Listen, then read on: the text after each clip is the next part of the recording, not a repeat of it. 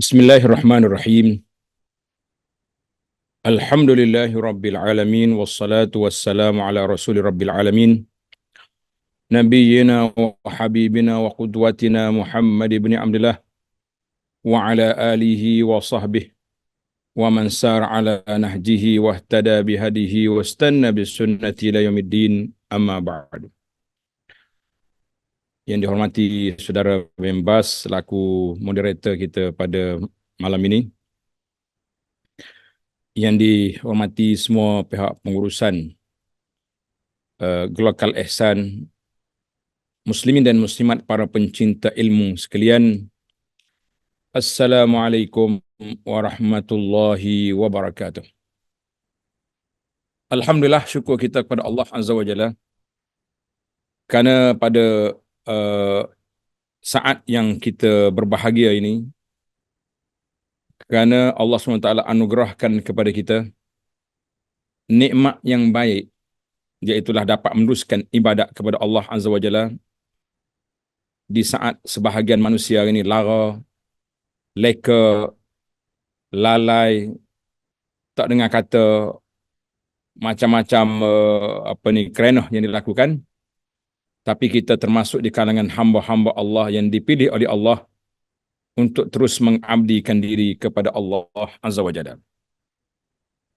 Maka tugas ini besar. Tugas ini berat.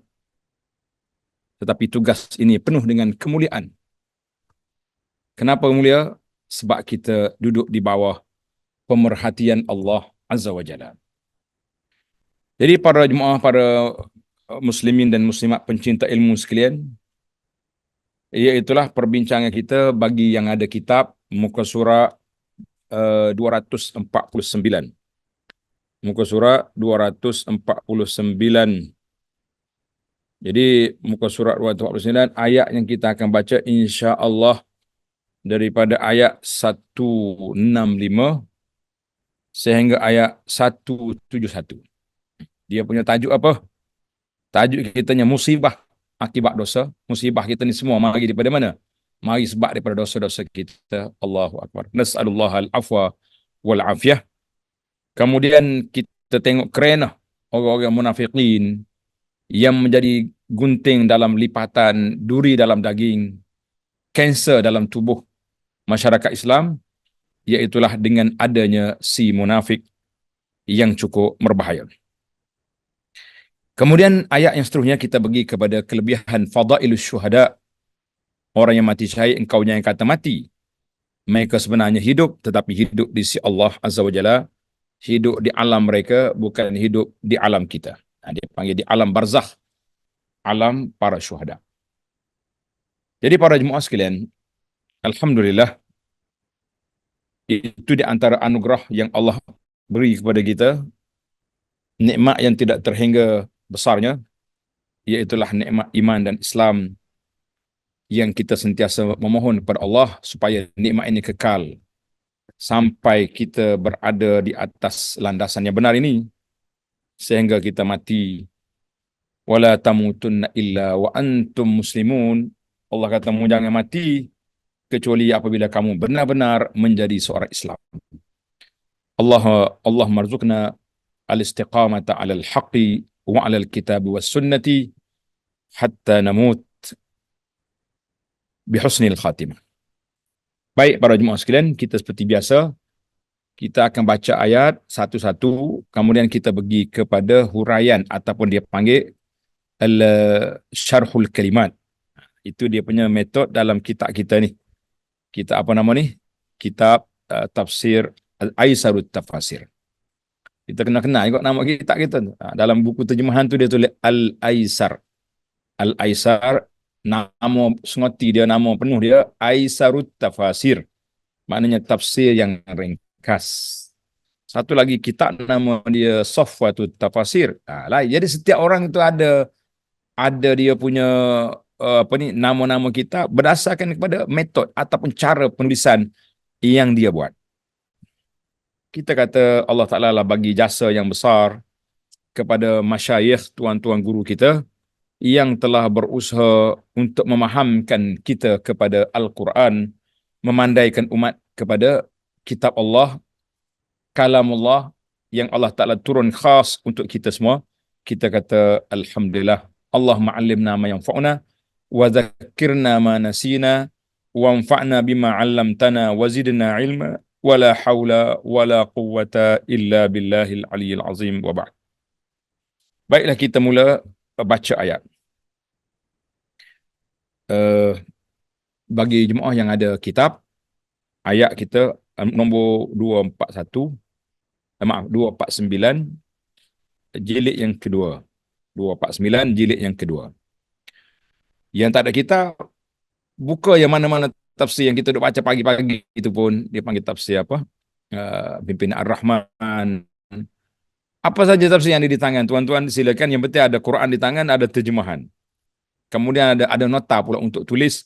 Kita kata fabiha wa ni'mat. A'udzu billahi minasy syaithanir rajim. أولما أصابتكم مصيبة قد أصبتم مثليها قلتم أنى هذا قل هو من عند أنفسكم إن الله على كل شيء قدير. Tengok terjemahan dulu. Kemudian baru kita pergi kepada huraian ayat. Ayat 165. Dan mengapa ketika kamu ditimpa musibah pada peperangan Uhud. Ayat ini masih lagi dalam peperangan Uhud. Jadi surat Al-Imran ini surat Uhud. Masih lagi dalam peperangan Uhud. Padahal kamu telah menimpakan kekalahan 2 kali lipat ganda kepada musuh-musuh kamu dalam peperangan Badar. Apa maksud dia ni? Nanti dalam huraian ada, tapi saya teruskan kat sinilah supaya para jemaah tidak ternanti-nanti apa maksud. Maknanya dalam peperangan Uhud ni umat Islam di syahid seramai 70 orang. Syahid 70 orang. Syahid 70 orang dalam peperangan Badar, yang gugur kafir 70 orang. Campur dengan 70 orang ditawan. Allah kata mislaiha. Maknanya 2 kali double kamu kena di Uhud. Namun begitu kamu masih lagi berkata anna hadza. Qultum anna hadza. Kamu kata itu dari kesalahan mana datangnya kekalahan ini? Limadza nahnu maghlub? Kenapa kita kalah? Kenapa ramai orang kita gugur syahid? Lish? Kenapa? Ini soalan kenapa ni kita kena insaf lah para jemaah sekalian. Kenapa Tuhan jawab? Allah kata apa? Qul huwa min indi anfusikum.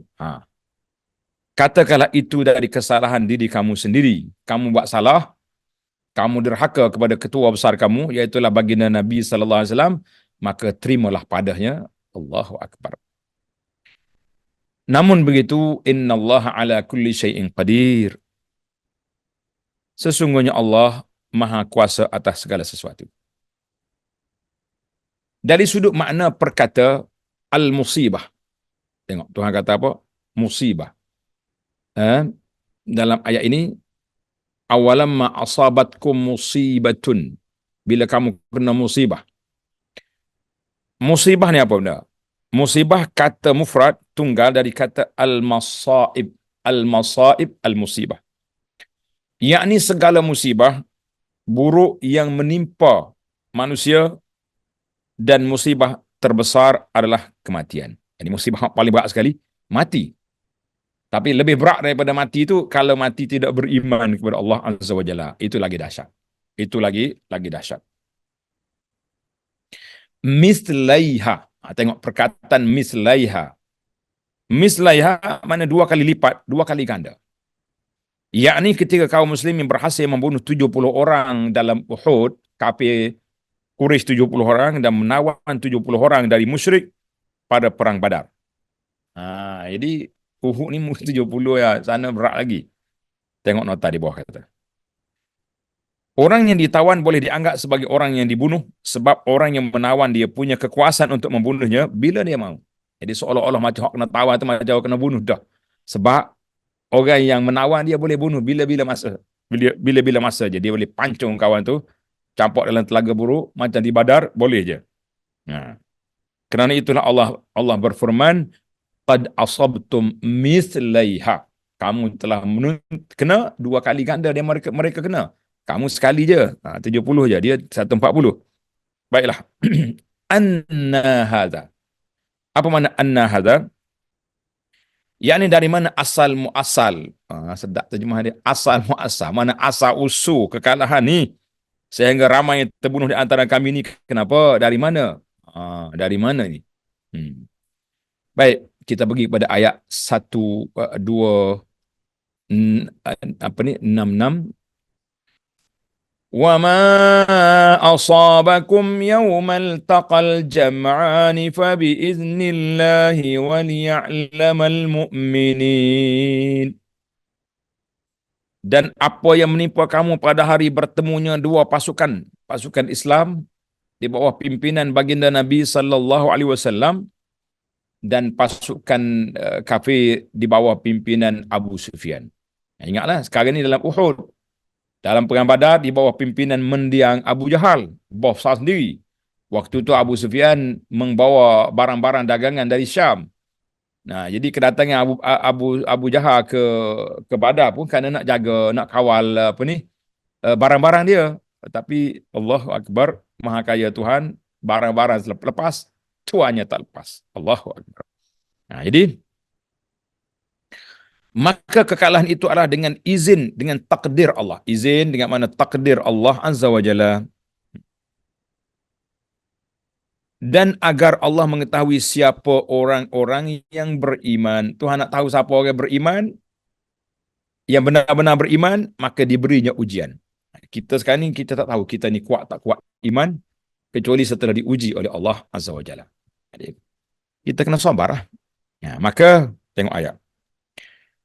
Makna kalimah fabi iznillah,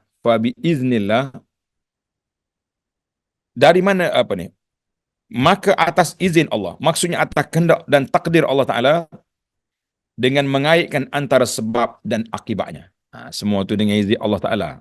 Akibat dan sebab mari daripada Allah. Tuhan yang beri menentukan. Bukan kita boleh pilih sendiri, pandai-pandai jangan.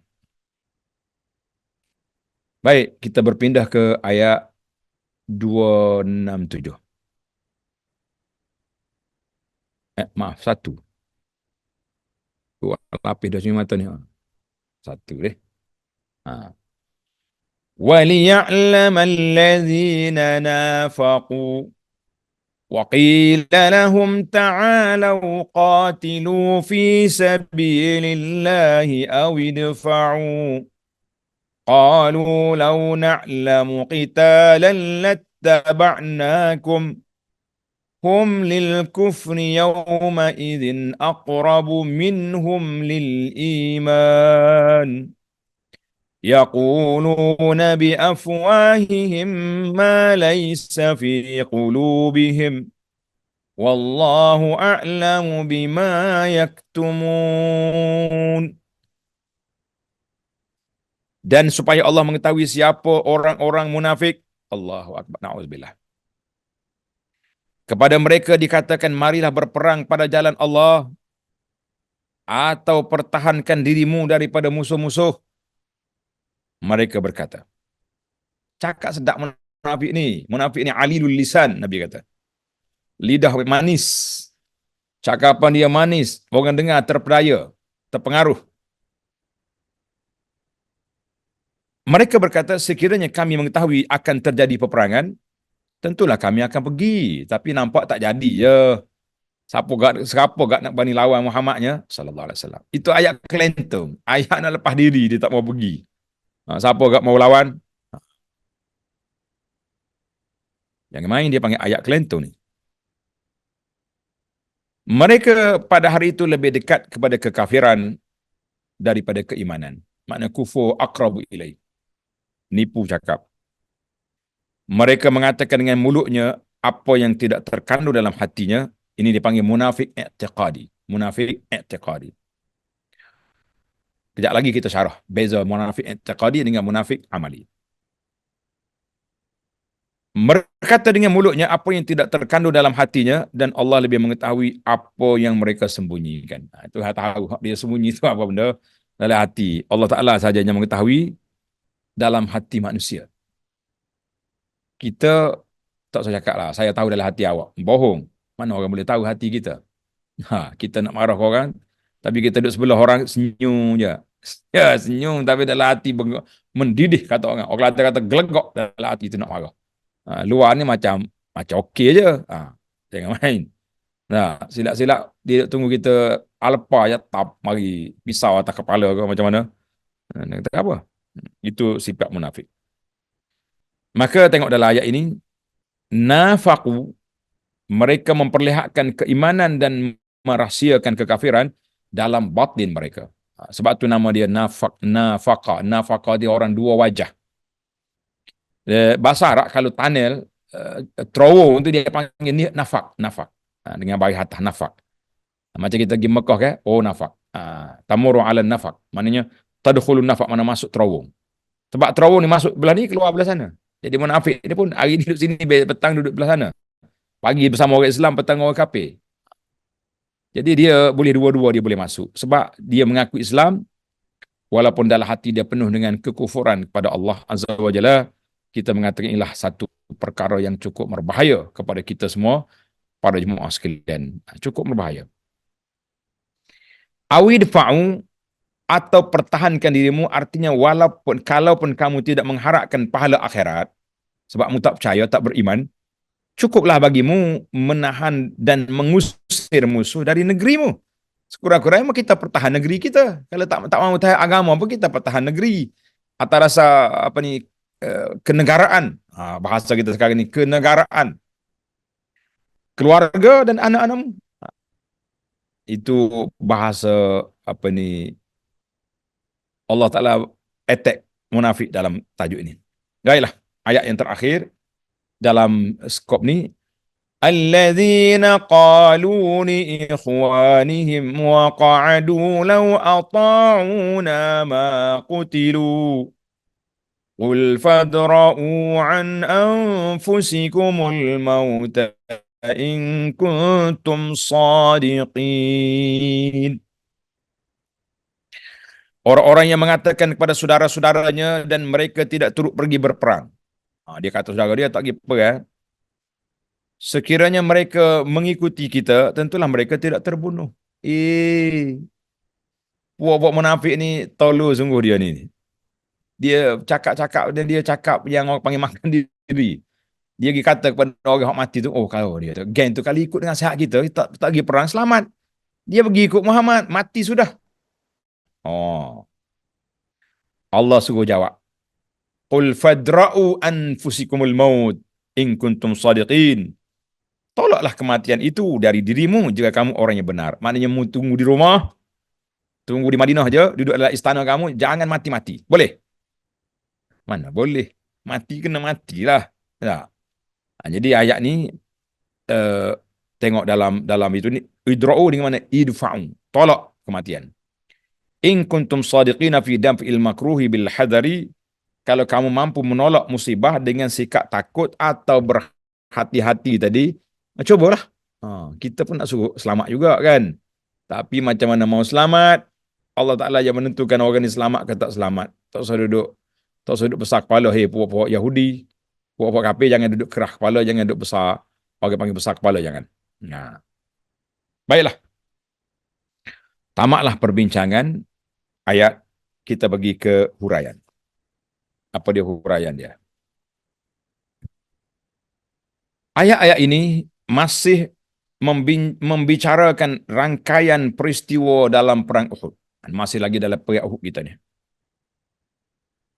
Pada ayat pertama 165, Allah Ta'ala mengingkari ucapan orang-orang yang beriman sesudah mereka ditimpa musibah, terbunuh, luka-luka dan kekalahan. Mereka kata, dari mana ini? Dari mana datangnya kekalahan ini? Dia lupa kepada kepada apa yang mereka lakukan. Artinya dari mana datangnya musibah ini? Padahal kita adalah umat Islam yang berpegang dengan Allah, yang bersama dengan Rasulullah sallallahu alaihi wasallam. Patut kita tak mati, patut kita tak kalah. Nah, maka Allah menjawab. Jadi Tuhan bagi peringatan kepada kita, menjawab, dan mengapa ketika kamu menjawab, dan mengapa ketika kamu ditimpa musibah. Awalamma asabatkum musibatun. Ketika timpa musibah, yakni pada perang Uhud, bukankah kalian telah mendapat kemenangan 2 kali ganda dalam perang Badar? Mu sendiri itu kenapa kalah perang Uhud tu? Dalam perang Badar dulu kita menang 2 kali lipat, 2 kali ganda. Kenapa di sini di sini awak kalah? Macam tanya balas lah, tanya balik. Kerana jumlah korban dari orang yang beriman di perang Uhud 70 orang mati syahid. Orang panggil mati syahid lah. Sedangkan jumlah korban dari kaum musyrikin dalam perang Badar juga 70 orang. Dan 70 orang lagi ditawan. 70 mati, 70 kena tawan. Jadi Allah tanya balik orang Islam. Kenapa jadi macam ni? Maka Allah Ta'ala memerintahkan Rasulnya sallallahu alaihi wasallam agar menjawab pertanyaan mereka. Jawablah persoalan yang ditimbulkan tadi tu. Nak jawab macam mana? Katakanlah, qul huwa min indi anfusikum. Katakanlah bahawa kekalahan itu datangnya dari diri kamu sendiri. Kamu sendiri yang buat masalah. Kamu sendiri yang buat kerana. Kamu tanya pula ni, anna haza, mudah lupa kamu. Siapa yang buat pasal, siapa yang cari pasal dulu. Siapa yang buat orang panggil cari musibah ini. Akibat dari kederhakaan mereka kepada arahan Rasulullah sallallahu alaihi wasallam, iaitu ketika para pasukan pemanah tidak mematuhi perintah Nabi sallallahu alaihi wasallam, dan akibat ketidaksabaran kamu lari dari medan perang dan meninggalkan peperangan. Mana Nabi kata, ingatlah berapa kali ulang dah cerita ni, baginda Nabi sallallahu alaihi wasallam bila sampai di Uhud, maka Nabi SAW bagi tahu, duduk di Bukit Uhud ni 50 orang di atas tentera panah ni Jabal Ainai ni, 50 orang di sini, la tabrahu hazal makan, mu jangan tinggal tempat ini walau apa terjadi. Mu jangan tinggal tempat ini walau apa terjadi. Apa boleh buat? Apa sudah jadi dengan mereka? Maka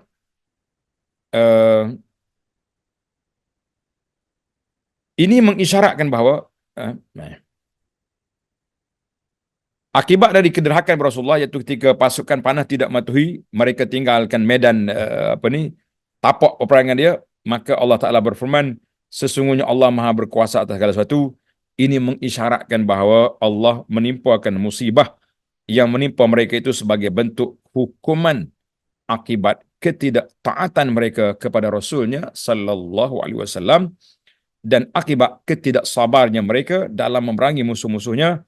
Begitulah kandungan ayat 165. Jadi ayat 165 ni, itu maksud dia. Maknanya musibah yang menimpa kamu mari daripada kamu sendiri. Kita sendirilah sekarang ni kadang-kadang musibah mari pada kita ni sebab maksiat yang kita buat, derhaka kepada Allah Azza wa Jalla. Ana dah ulang banyak kali dah pada jemaah sekalian, supaya kita berhati-hati ketika mengulas isu musibah. Ada setengah orang ni nampak boros dia punya ulasan. Bila tengok orang kena musibah, dia kata, tak bayar zakat lah, harta tak betul lah, rumah. Jadi jangan. Allah Ta'ala beri musibah ni kepada orang baik dan kepada orang yang tak baik. Orang yang baik diberi musibah untuk diangkat darjat. Orang tak baik diberi musibah supaya mereka kembali kepada Allah Azza wa Jalla. Tiba-tiba kita senang-senang, sewenang-wenangnya pergi tiba. Orang kata tiba, pergi tiba. Orang yang kena musibah ni semuanya sebab harta tak baik, harta tu. Kita kata itu satu tuduhan yang jangan bermudah-mudah dengan tuduhan. Allahu Akbar. Baik, adapun ketiga ayat berikutnya, ayat yang seterusnya lah. Ayat 166, 7, 6, 8 teh. Maka firman Allah Ta'ala, "Wa ma asabakum yawmal taqal jam'ani fa bi idznillah wa liya'lamal mu'minin." Dan apa yang menimpa kamu pada hari bertemunya dua pasukan muslimin dengan kafir, maka kekalahan itu adalah dengan izin Allah, dengan takdir Allah, dan agar Allah mengetahui siapa orang yang benar-benar beriman, yang sabar, yang taat, yang tak lari. Ini orang betul-betul beriman. Orang yang betul-betul beriman, orang tak lari. Maka Allah SWT memberitahukan kepada orang-orang yang beriman bahawa musibah yang menimpa mereka pada hari perang Uhud, ketika bertemunya pasukan umat Islam dan pasukan kaum musyrikin itu dan di medan pertempuran itu, semuanya terjadi di atas takdir Allah, takdir dan kehendak Allah Ta'ala.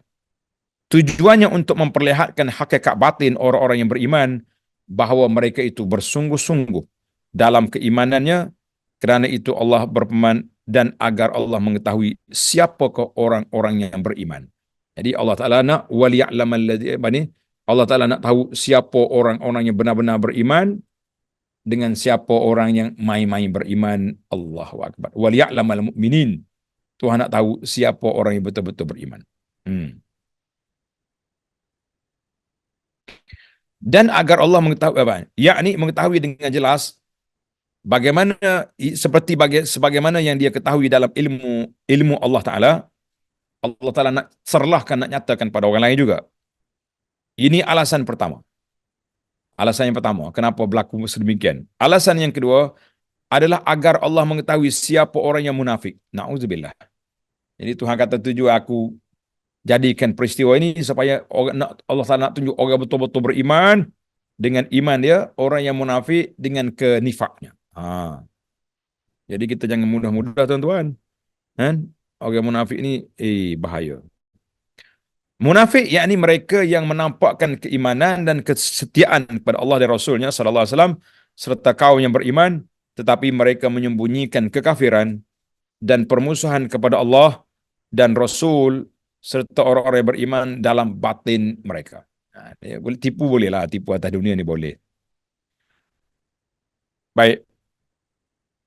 Maka Allah Ta'ala berfirman kait dengan sifat mereka itu pada ayat yang kedua, iaitu ayat 167 dan 168, waliya'lamal ladzina nafaqu. Allah Ta'ala nak tunjukkan siapa dia orang munafik itu. Mereka adalah ketua dia Abdullah bin Ubay bin Salul. Ini bapak munafik. Dia dua bapak di Madinah ni. Abdullah bin Ubay bin Salul ni bapak munafik. Seorang lagi nama dia Huyai bin Akhtab, bapak Yahudi. Dua bapak ada. Jadi kita ni kadang-kadang banyak bapak ni. Bapak tu bapak ni. Tapi ada kalanya betul bapak, ada kalanya bukan bapak pun, kepala bapak yang banyak. Kita kata ini cukup berbahaya. Jangan duk gurau-gurau.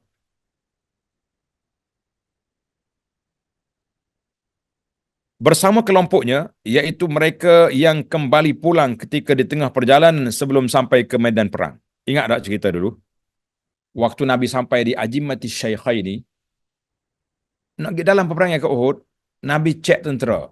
Setelah Abdullah bin Ubay bin Salul lagi balik dengan 300 tentera. Semua ada 1,000 orang, dia bawa balik 300. Tinggal 700 je lagi. Nak lawan kafir 3,000 tuan-tuan. Bukannya senang. Lawan 3,000, dia punya 300. Padahal telah berkata kepada mereka Abdullah bin Haram, ayah Jabir bin Abdullah radhiyallahu anhuma, marilah berperang di jalan Allah untuk mengharapkan pahala akhirat. Mana Jabir, orang tua ni. Jabir Abdullah bin Haram ni orang tua, dihormati di kalangan mereka, jadi dia nasihat. Mari kita pergi perang di jalan Allah untuk mengharapkan pahala akhirat. Tetapi jika kamu tidak menginginkan pahala akhirat, maka pertahankan diri kamu serta keluarga kamu dari serangan tentera musuh yang datang ingin membunuh kamu. Sebab keberadaan kamu di tengah-tengah kami, munafik, mu di tengah-tengah orang Islam, kalau puak kafir mari dia tai sekali dengan mung. Jangan ada sedap hati sangat awak. Jadi oleh kerana kamu di tengah-tengah kami, akan menambahkan jumlah kita, jadi akan kenalah membunuh juganya. Jadi oleh kerana kamu bersama kita akan menambahkan jumlah kita dan boleh menambahkan kekuatan pertahanan kita untuk menolak bahaya musuh yang menyerang. Itu nasihat Abdullah bin Haram radhiyallahu anhu. Maka orang-orang munafik itu menjawab. Dia jawab, weh.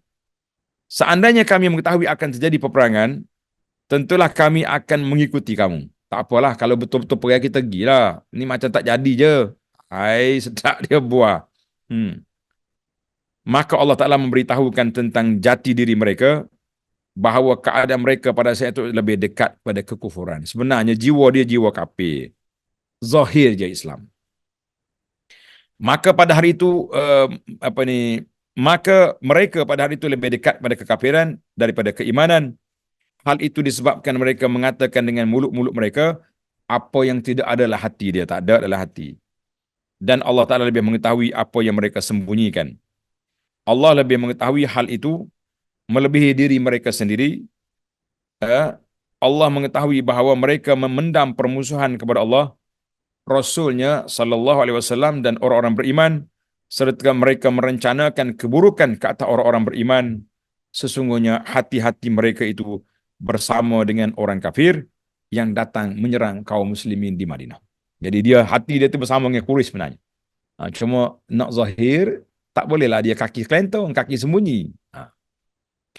Selanjutnya Allah SWT memberitahukan tentang rahsia mereka, bahawa ketika mereka tidak mahu ikut berperang dalam perang Uhud, mereka berkata kepada kawan-kawan mereka sesama munafik dalam pertemuan sulit mereka, seandainya mereka, yakni Muhammad sallallahu alaihi wasallam dan sahabat-sahabatnya itu tinggal di sini bersama kita dan tak keluar ke medan perang seperti kita, nescaya mereka tidak akan terbunuh.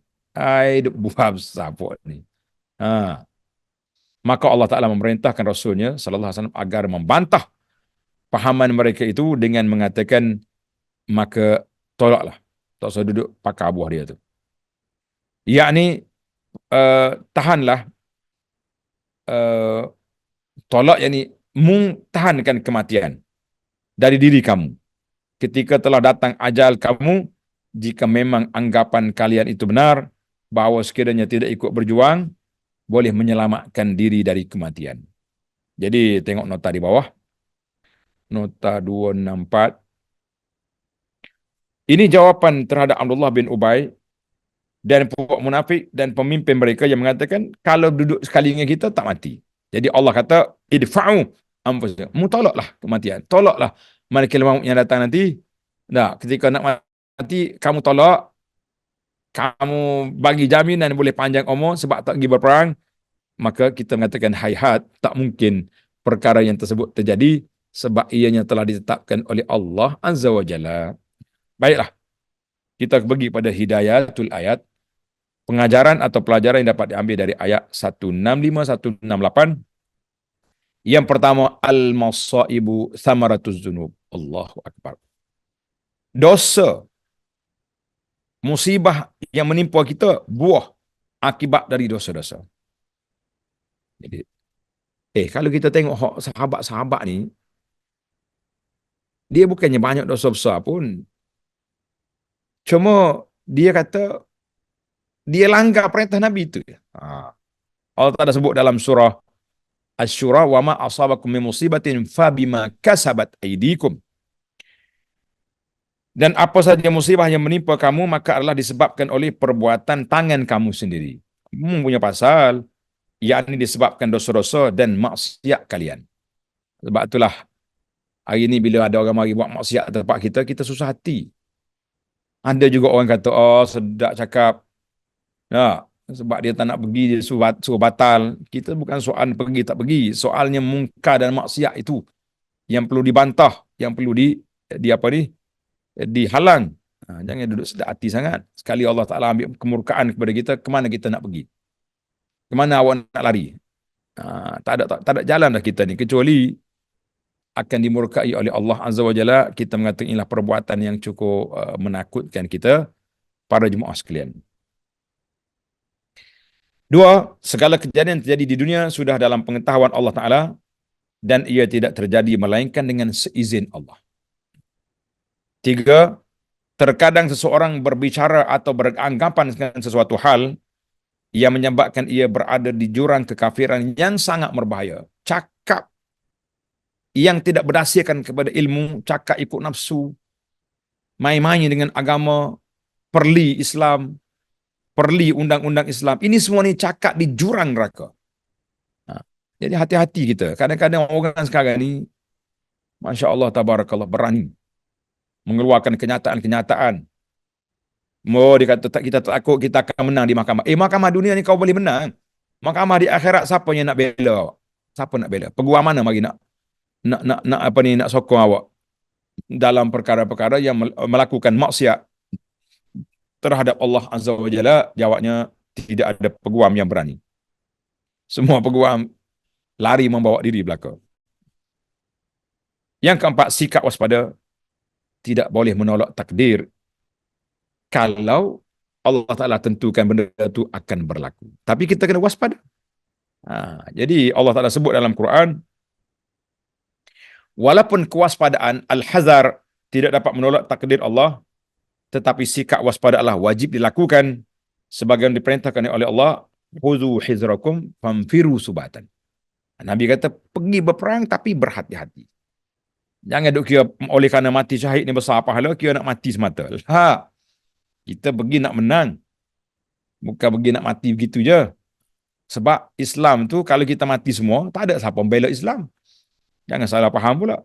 Jadi ini semua dia panggil satu perkara yang penting dalam kehidupan kita beragama. Kita kata alhamdulillah. Baiklah, tamaklah grup yang pertama dalam ayat ini. Kita pindah ke ayat yang seterusnya, iaitu ayat 169. Kita akan baca ayat dan pergi kepada mufradat pula. وَلَا تَحْسَبَنَّ الَّذِينَ قُتِلُوا فِي سَبِيلِ اللَّهِ أَمْوَاتًا بَلْ أَحْيَاءٌ عِندَ رَبِّهِمْ يُرْزَقُونَ. Janganlah kamu mengira bahawa orang-orang yang gugur di jalan Allah itu mati. Jangan duk kata dia mau itu mati. Bahkan mereka itu hidup di sisi Rabb-Nya dan sisi Tuhannya dengan mendapat rezeki. Jadi jangan sangka. Wala tahsabanna. Tengok perkata. La tazunnun.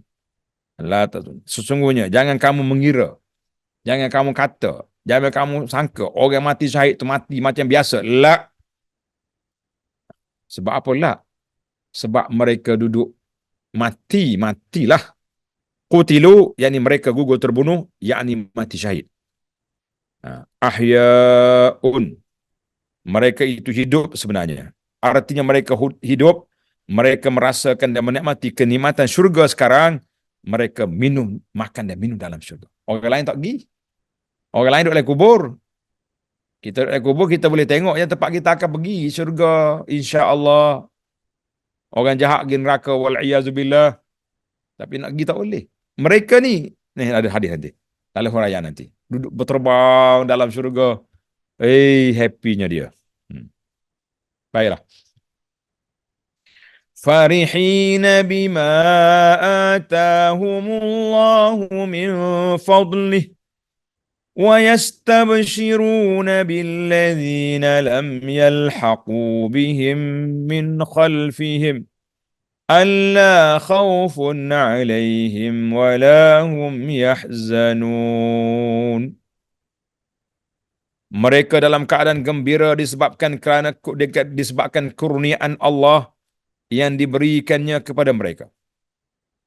Dan mereka bergembira hati, riang gembira terhadap orang-orang yang masih tinggal di belakang dan yang belum menyusul mereka, bahawa tidak ada kekhawatiran terhadap mereka dan tidak pula mereka bersedih hati.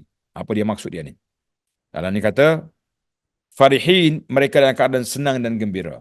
Dia mati tapi dia suka sebab nikmat besar Allah Ta'ala beri. La khaufun, tidak ada kekhawatiran pada mereka kerana mereka sudah mendapat keamanan, mereka tahu dia duduk kat mana, dia tak mikir lagi nak mati. Jadi sempurna dari Allah Azza wa Jalla. Walahum yahzanun, yakni mereka tidak bersedih atas apa yang mereka tinggalkan di dunia, sebab insya-Allah dengan syahidnya mereka ini, orang di dunia juga akan mendapat syafaat nanti biiznillah azza wajalla. Kerana mereka memperoleh kemuliaan yang besar dalam syurga, dia tak mikir dah puak dia ni. Yastabshirun, mereka bergembira hati, wa fadlin, ayat seterusnya fadlin dengan mana tambahan kurniaan. Baiklah ayat yang terakhir. Yastabshiruna bi ni'matin min Allah wa fadl wa anna Allah la yudhi'u ajral mu'minin. Mereka bergembira, girang hati dengan nikmat dan kurniaan yang besar dari Allah, dan bahawa mereka tidak mensia-siakan pahala, dan bahawa Allah tidak mensia-siakan pahala orang yang beriman. Orang yang beriman, Allah Ta'ala akan beri pahala sebanyak mungkin yang telah dijanjikan oleh Allah Azza wa Jalla. Jadi kita hari ini, tuan-tuan dan puan-puan, jangan duk mikir apa yang Tuhan sediakan. Kita kena mikir apa persiapan kita. Ni kita kadang-kadang kita mikir hak Tuhan. Hak Tuhan tak seduk mikir lah. Allah Ta'ala sedia dah, tapi kita ni, apa yang kita buat persiapan itu yang penting. Baiklah, huraian sikit. Ayat ini mazalah siyak, masih lagi perbincangan ayat ini mengenai perang Uhud. Tak habis lagi. Allah Ta'ala berfirman kepada Rasulullah sallallahu alaihi wasallam, jangan kamu mengira, wala tahsabanna, jangan kamu mengira, ay la tazunnu, bahawa orang-orang yang beriman itu mati, orang beriman yang mati syahid pada perang Uhud ataupun pada peperangan yang lain itu mati biasa dan tidak merasakan kenikmatan rezeki yang baik dan kelazatan hidup, kerana mereka itu sebenarnya hidup di sisi Allah Azza wa Jalla, Tuhan mereka, dan mereka mendapat rezeki yang begitu luas. Arwah mereka, dia terjemah arwah. Arwah ni kalau dia orang Malaysia, arwah ni orang mati dah. Betul dah tak? Tapi maksudnya ruh mereka. Arwah di sini dengan mana ruh mereka. Ruh mereka duduk di mana? Berada dalam tembolok burung-burung berwarna hijau. Jadi ruh dia masuk dalam burung. Di mana mereka dapat makan buah-buahan syurga, dan mereka singgah di lampu-lampu, kandil-kandil itu, chandelier, lampu-lampu yang bergantungan di aras Allah Azza wa Jalla.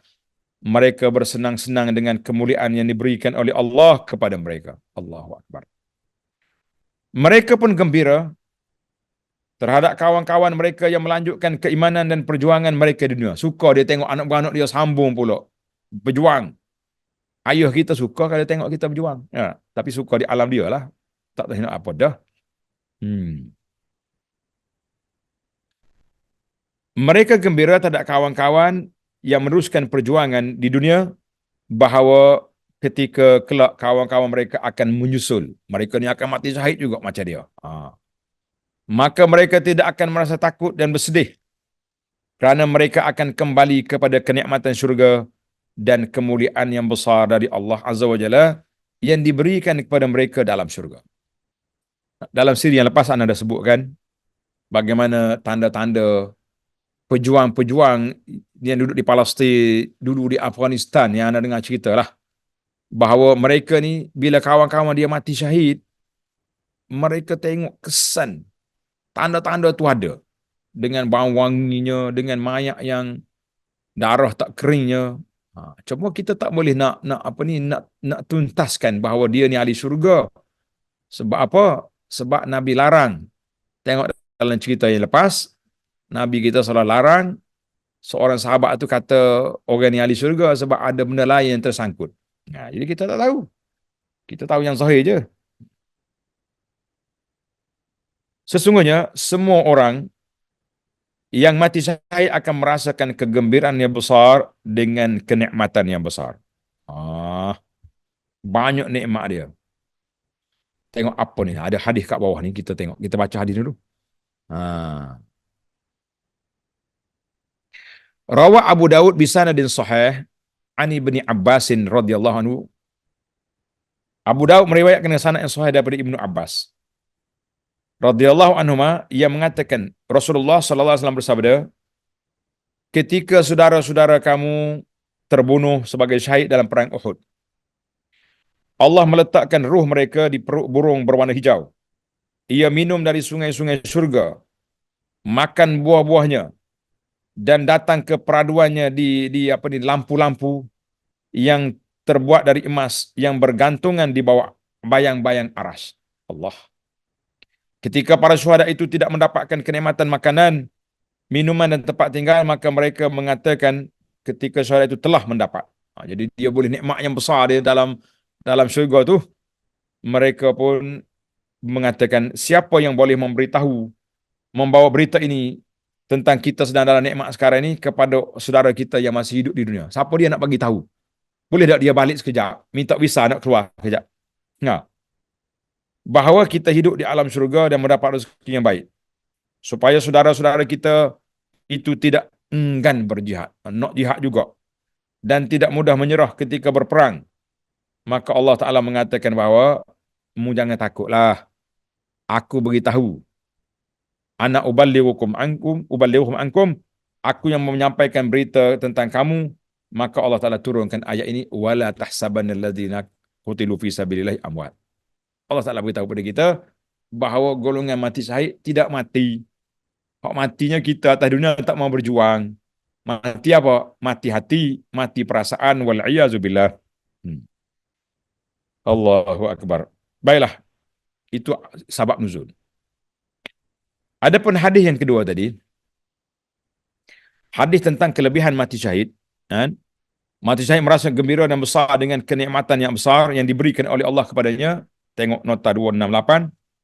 Al-Imam Tirmizi meriwayatkan dengan sanad yang sahih bahawa Nabi SAW bersabda, "Fasyahidu indallahi sittu khisal." Lisyahid indallahi sittu khisal. Orang mati syahid akan mendapat 6 perkara. 6 perkara dapat. Iaitu yang pertama, diampuni dosa-dosanya seketika dia terbunuh. Dia mati ya, dosa dia hilang. 2, ia diperlihatkan tempatnya di syurga. Dia nampak dah. 3, ia selamat daripada azab kubur. 4, ia akan aman dari keterkejutan besar ketika ditiup sangkakala. 5, dipakaikan di kepalanya mahkota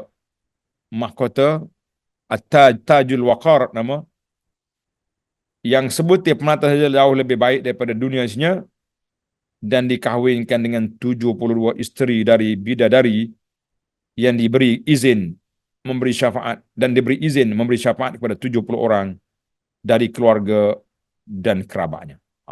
Jadi dia panggil banyaknya kelebihan hadis orang mati syahid ni. Allah Tuhan. Kalau kita berani doa lah minta mati syahid. Bolehkah kita doa minta mati syahid? Ya, na'am. Sayyidina Umar minta doa mati syahid. Nabi kata apa? Nabi kata apa dalam hadis? Nabi kata, siapa-siapa yang berniat nak mati syahid, bisidqin, dia minta doa tu dengan ikhlas, ya Allah aku nak mati syahid. Kalau kerajaan istiaf perang aku akan pergi. Sekarang kerajaan kita yang kerajaan lain. Tapi kerajaan atau istiaf perang, kita niat ikhlas dah ni. Tak mau lari ni, insya-Allah. Maka dia mati di atas tilam di rumah dia. Allah SWT akan berikan dia pahala syuhada. Allah Ta'ala ballaghahu manazil syuhada. Allah Ta'ala akan beri kepada dia kedudukan para mati syahid walaupun dia mati di atas tilam di rumah dia. Allahumma ja'alna minas syuhada. Ya Allah, jadikan kami orang yang mati syahid pada jalanmu ya Rabbal Alamin ya Arhamar Rahimin. Saya doa untuk saya lah, kalau tuan-tuan berani amin kan. Nah, kalau tak mati pun tadilah cerita. Munafik kata kalau duduk rumah tak mati. Allah kata kalau tak mati, jangan tak usah mati terus lah. Jadi mati juga akhirnya kita. Biarlah kita kata mati bersyahadah, mati bermarwah, daripada mati tak tahu apa. Na'udzubillah. Baik, tengok sambung. Bahkan akan ditambahkan anugerah yang besar pula, kerana Allah SWT tidak akan mensia-siakan pahala orang-orang yang beriman, baik yang mati syahid ataupun yang mati tidak syahid. Allah akan menyempurnakan pahala dan anugerah yang berlebih kepada mereka, yakni para jemaah sekalian. Kita ambillah tugasan, menjalankan tugas untuk menyampaikan Islam, membela sunnah Nabi SAW. Kalau kita mati syahid, besar pahala. Kalau tak mati syahid pun kita ada pahala asy-syahadah, dengan niat kita nak mati syahid. Alhamdulillah. Tamatlah bacaan ayat dan tafsir ringkas. Sekarang kita mencari 3 faedah. Kalau subuh itu 5 faedah kan? Ia ni 3 faedah. Yang pertama, orang-orang yang mati syahid semuanya hidup. Begitu pula orang-orang yang beriman, mereka hidup di syurga. Tetapi kehidupan para syuhada jauh lebih sempurna. Allah. Jadi yang pentingnya kita nak pahala syuhada tu. Yang kedua, para syuhada merasa gembira dengan adanya orang-orang beriman sesudah mereka yang meneruskan perjuangan mereka. Dia duk tengok tu. Dia duduk atas pun dia nampak. Allah Ta'ala perlihatkan kepada mereka anak cucu dia duduk berjuang kat sini. Jangan malas kita. Maka para penerus itu akan memperoleh kemuliaan dan kenikmatan sebagaimana yang telah dirasakan oleh para pejuang sebelum mereka. Tengok nota di bawah kata. Dia kata terdapat al-ijma' ala anna syahid al-ma'rakah. Ijma' para ulama bahawa orang yang mati syahid pada peperangan antara kaum muslimin dengan kafir, ia tidak perlu dimandikan dan disolatkan. Tak ada. Tak mandi, tak solat. Kerana hadis yang diriwayat oleh Imam Bukhari, Rasulullah SAW memerintahkan agar para syuhada Uhud itu dimakamkan dalam keadaan apa adanya. Berlumuran darah, ambil tudung yang mayat dia. Kalau ada kain, kalau tak ada kain, tudur dengan rumput. Sebagaimana yang berlaku pada Sayyidina Mus'ab bin Umair radhiyallahu anhu. Mus'ab bin Umair anak bangsawan Mekah. Waktu dan dia antara guru yang awal Nabi kita hantar ke Madinah untuk berdakwah, menjadi guru kepada orang-orang di Madinah. Maka dalam perang Uhud dia mati syahid. Waktu Mus'ab matilah, syaitan bertempik bagi tahu bahawa Muhammad dah mati. Sebab Mus'ab tu cantik orang. Orang ingat Nabi mati sallallahu alaihi wasallam. Jadi bila Nabi ambil jasad Mus'ab nak ke bumi kan, tak cukup kain. Tudung kepala, kaki nampak. Tarik ke bawah kaki, kepala nampak. Sedih sangat Rasulullah sallallahu alaihi wasallam. Anak orang comel. Duk Mekah ni katanya 2 kali 3 kali sehari tukar baju. Baju pagi lain, baju tengah hari lain, baju malam lain. Tapi waktu dia mati kerana Islam, kerana menegakkan agama Allah, dia tidak ada kain kafan untuk dikebumikan, untuk ditudung. Maka Nabi SAW mengarahkan sahabat, tutuplah muka dia dengan kain, kaki dia tutup dengan rumput. Allahu Akbar. Jadi mereka tidak dimandi, tak kafannya tudung gitu ya, dan tidak disolat. Solat tak ada, pakai tanamnya dengan darah-darah dia. Alasan tidak boleh dimandikan para syuhada ialah kerana darah-darah mereka itu akan ikut hadir menjadi saksi pada hari kiamat dengan aroma laksana minyak kasturi. Allahu Akbar. Nabi kata apa? Launuhu launud dam wa rihuhu rihul miski. Dia bangkit di akhirat esok, darahnya darah, warna darah, merah, mengalir darah, totak-totak kata orang. Tapi bau dia kasturi. Allahu Akbar, mulianya mereka. Yang ketiga, pelajaran yang ketiga yang kita dapat ambil bagi orang mukmin yang soleh, jika meninggal dunia ia tidak akan merasa takut ataupun duka cita, la khaufun alaihim wa lahum yahzanun. Mereka tak takut lagi sebab mereka dah mati syahid. Mereka tahu mereka mati dengan husnul khatimah dan mereka tak duka cita tinggal keluarga di dunia sebab keluarganya dijaga oleh Allah Azza wa Jalla.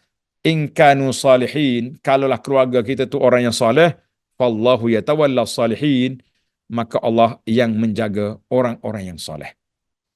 Jadi para jemaah sekalian, marilah kita letakkan diri kita dalam kumpulan salihin, orang yang soleh. Jadi di atas dunia ni ada 2. Dalam hadis Nabi SAW, Nabi bersabda, manusia ni akan kembali pada al-Islamu ghariban, pada peringkat awal Islam dulu, orang tak ramai. Kepada Islam yang akan kembali semula, tak ramai orang yang beramal dengan dia. Ramai bilangan tapi tak ramai yang tak ramai yang beramal. Maka Nabi kata, fatuba lil ghuraba, bahagialah golongan ghuraba.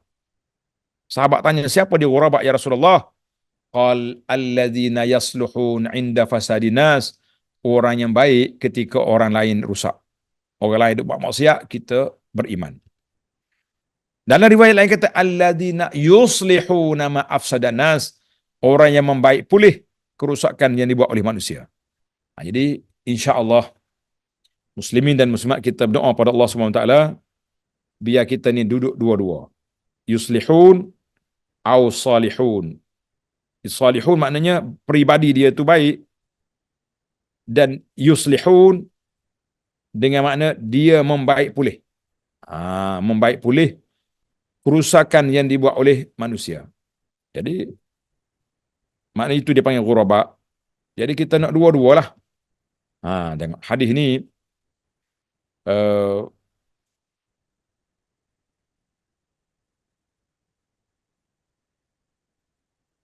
rawahu nah, rawahu Tirmizi. Nah. Hadis ni rawahu Tirmizi, tanda tuan-tuan. Jadi orang tanya dia, fatuba, Nabi kata fatuba lil ghuraba, bahagialah orang-orang yang ghuraba ni. Nabi kata apa?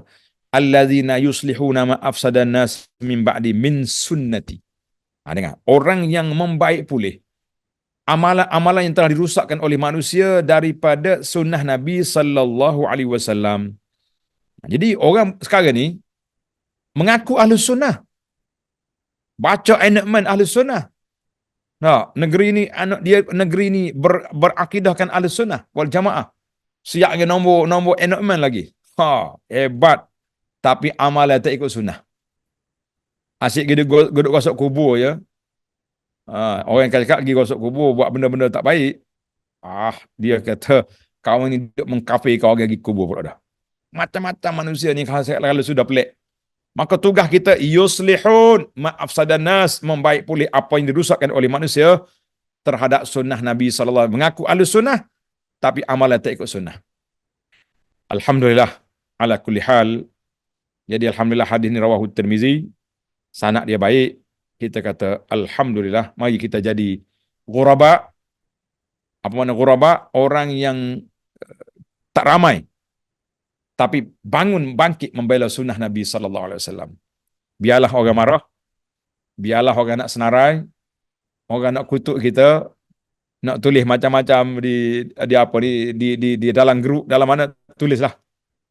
Yang penting kita rasa apa yang kita buat ini mengikut sunnah Nabi sallallahu alaihi wasallam dan untuk sunnah.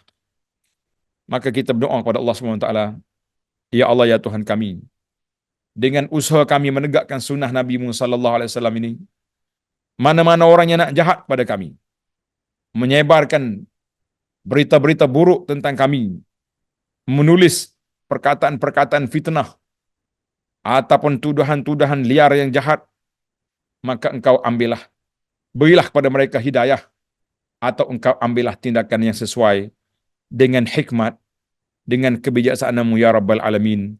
Allahumma kfina syarrahum, Allahumma kfina syarrahum, Allahumma kfina syarrahum.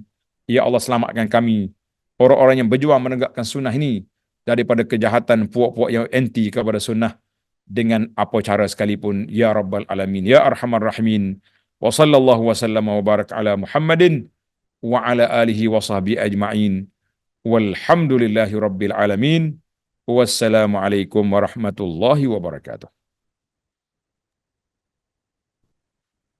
Waalaikumsalam warahmatullahi wabarakatuh.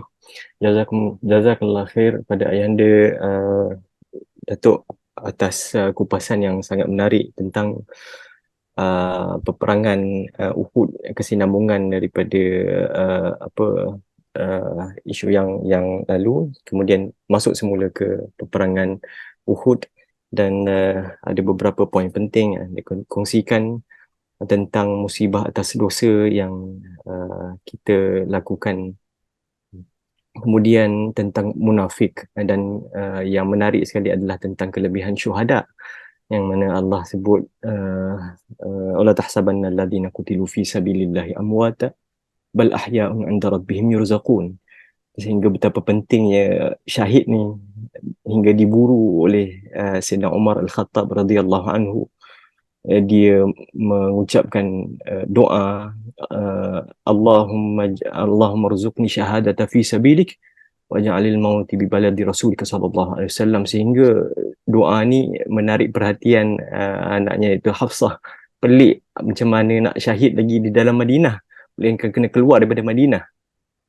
Tetapi akhirnya Sayyidina Umar Al-Khattab dikurniakan syahid ketika mana beliau ditikam oleh Abu Al-Majusi ketika beliau ke hadapan untuk mendirikan salat subuh. Demikian perkongsian Ayanda pada malam ini. Saya bagi pihak Blokil Ihsan mengucapkan sekali lagi jazakallahu khaira wa barakallahu fik, dan saya perhatikan tak ada soalan lagi. Mungkin rintitan daripada pesanan Ayanda untuk tidur awal.